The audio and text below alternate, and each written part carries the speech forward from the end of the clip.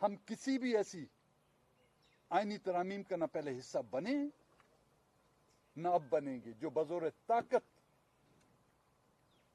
میں باہر تھا ملک سے، جب مجھ سے رابطہ کیا گیا کہ جی آپ ان آئینی ترامیم میں ہمارا ساتھ دیں، میں نے تو واضح کہہ دیا میں تو بے روزگار ہوں بھائی. میرا جو روزگار تھا وہ آپ لوگوں کے حوالے کر دیا، میں استعفیٰ دے چکا ہوں.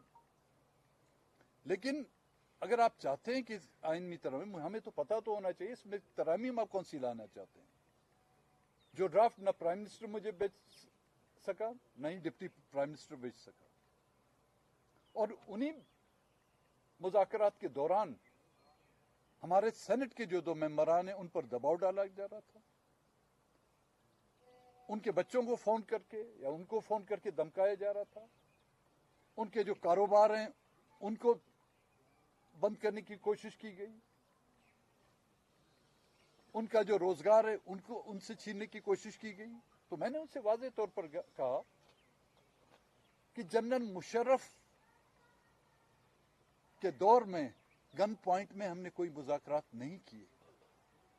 اب بھی اگر مشرف ہے یا اس کا کوئی جانشین ہے کسی بھی شکل میں، ہم ان سے بھی کسی بھی گن پوائنٹ پر ہم مذاکرات نہ کیے ہیں نہ کریں گے.